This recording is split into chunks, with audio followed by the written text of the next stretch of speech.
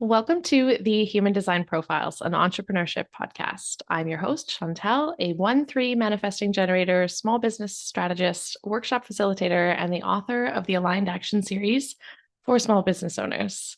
This podcast is an active learning experiment on how we experience entrepreneurship as individuals while we're satisfying our desire for self-awareness. Each episode profiles a human design enthusiast / business owner who is here to share how their personal profile lines have influenced their business journey. And today, my conversation is with Genevieve, an aware parenting instructor going on 3 years, single mother of 2 boys, massage therapist for over 10 years, emotional processing coach, adult child of an alcoholic parent, and experiential learner. Have a listen while today's guest, Genevieve 824, shares her story while you read between the lines. Genevieve, your form came to me with the very first line saying, I'm absolutely a hermit opportunist, which is the official HD language around being a 2-4. Tell me about that. Why do you relate to it so much? I'm just an overall nervous person. I do really well with one-on-one. Knowing that this could be heard by so many people is so nerve-wracking. I love just being in my little cocoon and in my home. Yeah. Well, I hope I can reassure you that the listeners of this show are going to be wonderful people, and maybe you'll get more opportunities come your way through it. That would be great. Yeah. So tell me about this love of alone time. What's that like? Well, it's funny. So coming from dysfunction and alcoholism, I have this such craving to connect. Mm. Because I just didn't get that nourishing, nurturing connection. So it is such a tug and a push and a pull on it. But I do find myself just wanting to be alone with music. I'm a singer and a songwriter. The more that I've healed from the trauma and all the stuff that comes along with alcoholism, I feel so safe in my body and so at home in my body. So it's even when I go out, as long as I'm grounded and connected within, it's going to be all right. For sure. And I know that with the work that you do, a lot of that learning has come from that struggle. I'm sure that that has led you to do the aware parenting, the emotional processing coach, even like therapeutic touch with massage, right? Absolutely. All the things that I give and offer and the space that I hold was given and offered to me in such a way that I really love giving it back. You said that you keep to yourself, but if you get an invite or something that lights you up, you are all in. So what does that, because you're a sacral generator, what that invitation aspect feels like? Yes. So again, with being like having this disconnect and dysfunction, I've always kind of said yes, yes, yes, yes, Mm. because I wanted to get that connection no matter what. So Mhm. within the past few years, I really have said no to everything and have kind of a terror.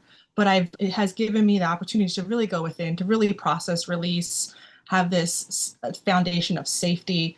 And now I'm feeling like I'm ready to get back out in the world in a very grounded way. So Mhm. recently, I was invited to join a praise band, and I did have this fear at first, and I have open centers in my head, in my throat. So, a lot of the thoughts aren't mine, and a lot of the fears aren't mine. But I took my time with it, and I am just basking in this singing experience opportunity. And so it's good to have that aligned response with that Yeah. invite. It's amazing. I honestly never felt anything like it, really. Hmm.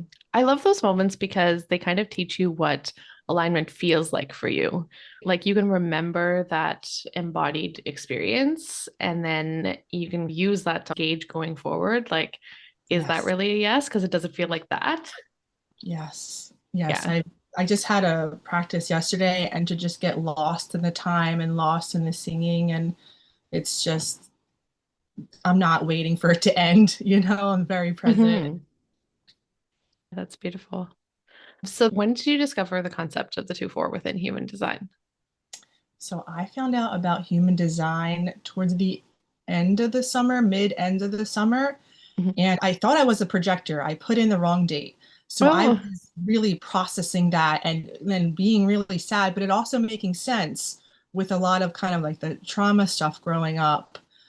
So when I did find out that I was a generator, there was this sense of relief. There was a little grieving with it, but there was this sense of like, okay, I'm here to still respond, but right. to also really show up and speak up and to do my thing and to find that thing that lights me up.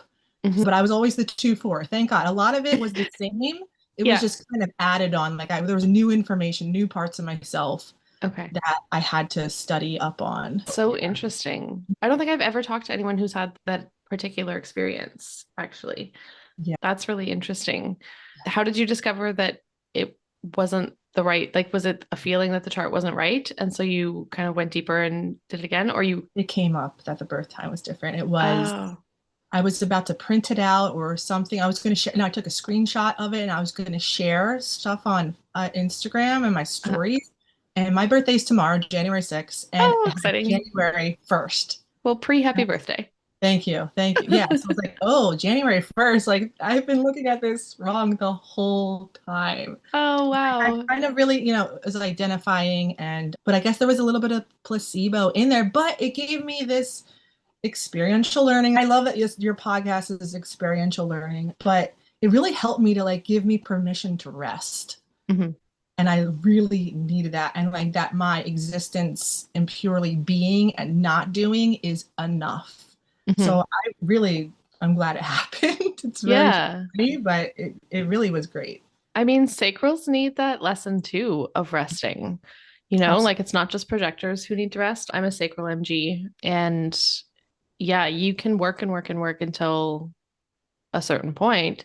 But then that rest part, it doesn't mean that you can work forever without any kind of rest. That's not what being sacral means. I think that's a bit of a misconception. So it's almost, you're right, a little bit of a gift that the projector message came through first and then that it shifted for you. There's something in my chart that does say that I'm here to struggle and then thrive, Mhm. but that the rest is just important as succeeding for me. So I definitely feel that 100%. We share the struggle channel. I think it's 2838. I think inherent in that too, of what I've read, is that yes, we're here to struggle, but also we're here to have our struggles make us who we are and kind of like share that struggle, which I know you mentioned that you are with your open throat and with your open head, like that gives you a little bit of a stuck feeling with figuring out online content. But Yeah. also, I think struggle content is also something that people want to Mhm. see from you and me with that channel because Absolutely. we, I don't know if this is your experience with this channel, but I've always had people say, like, oh, you've gone through so much, or you've experienced a lot, or you're resilient, or you're brave, or whatever it is. But there's a lot of teaching that I do through that experience myself. I try to share as I'm going through things rather than just like the shiny parts on the other side. I don't know Yes, if that resonates for you it with that does. channel. Absolutely. I just try to make sure that there is kind of that solution point also. So it doesn't look like I'm saying, hey, come help me. I want to Right. help you.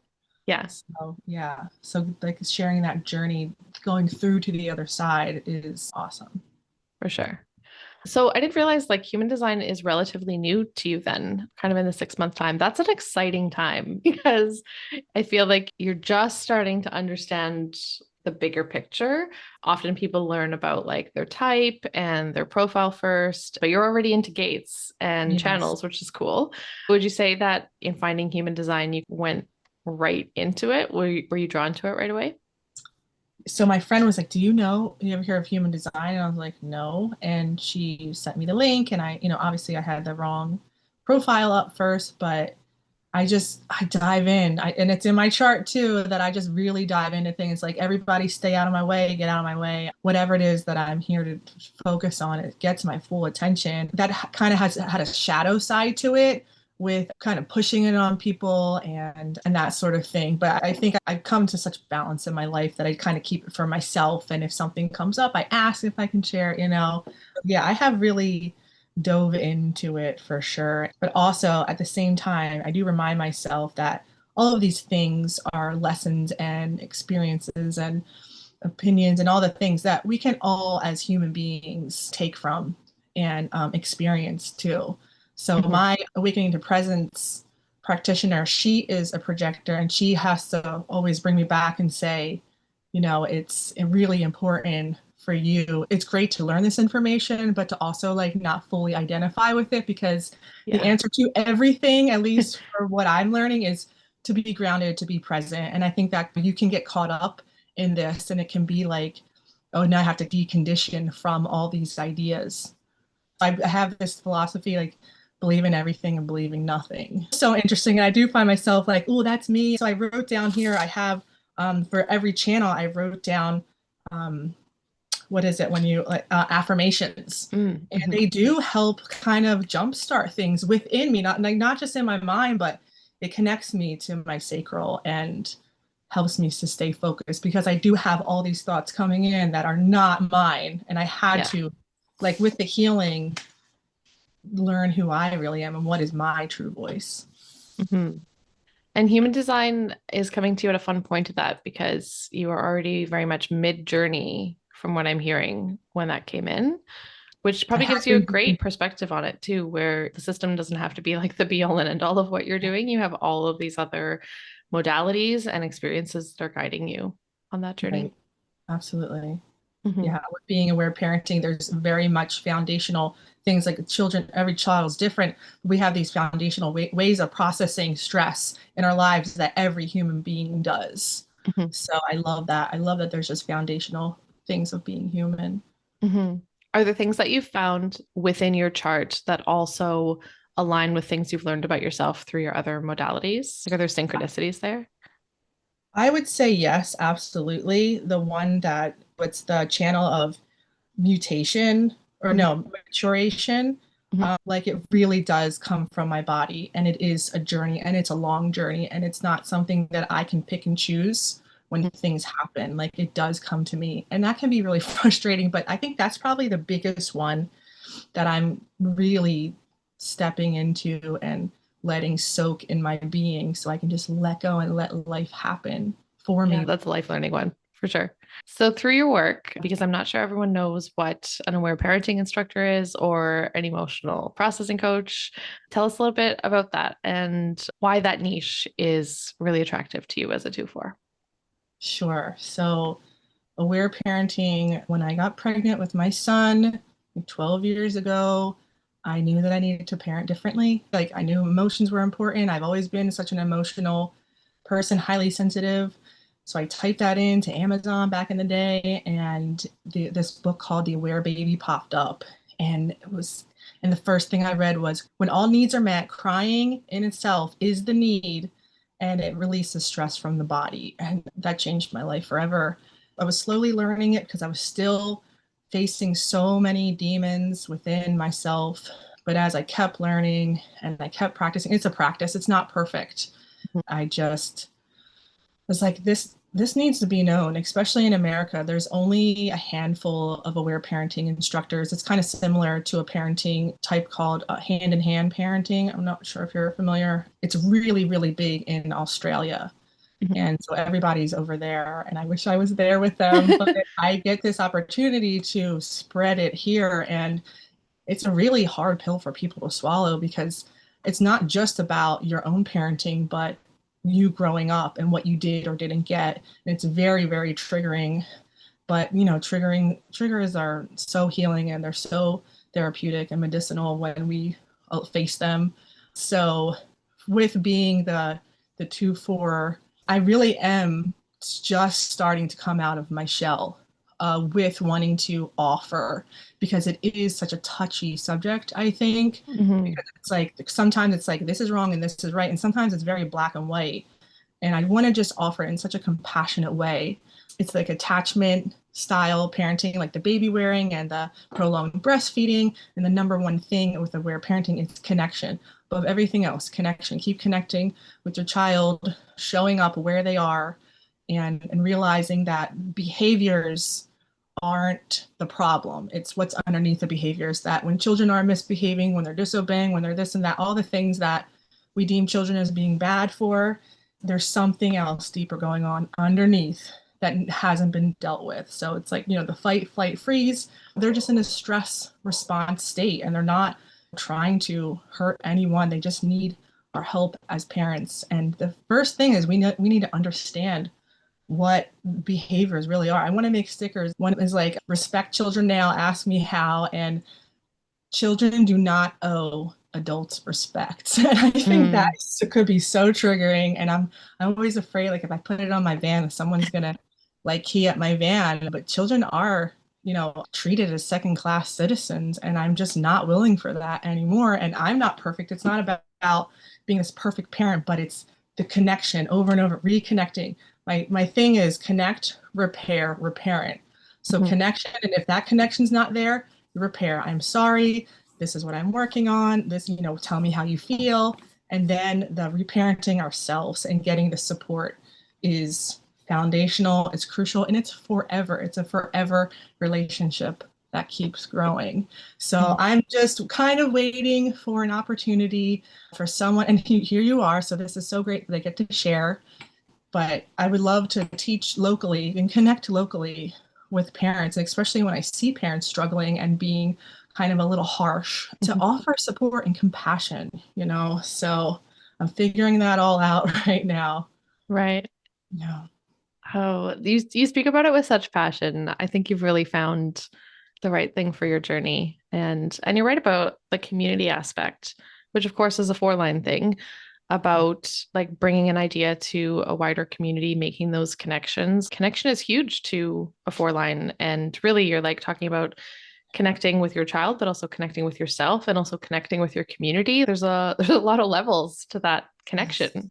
Yes. Yeah. And it's all intertwined, and it's all so important. I think too, with as much as I like to be on my own, I do crave this community that is just very nurturing and safe. So I'm so willing to make that possible online and in the real world. Yeah. Let's flow into our ritual of closing with affirmation cards. These are created by Christina from Glow Glow Juice HD, and I'm holding in my hand the 2-4 card deck. So you and I are going to take a deep breath in together and release that breath. The card that I've drawn for you today reads, I allow myself to be called into action by those who see and honor my authentic self. Who and what do I feel open to? Mm, I love that. That's perfect. And what we were just talking about. So you asked who and what, who, just parents and people who want to go deeper, who want to connect.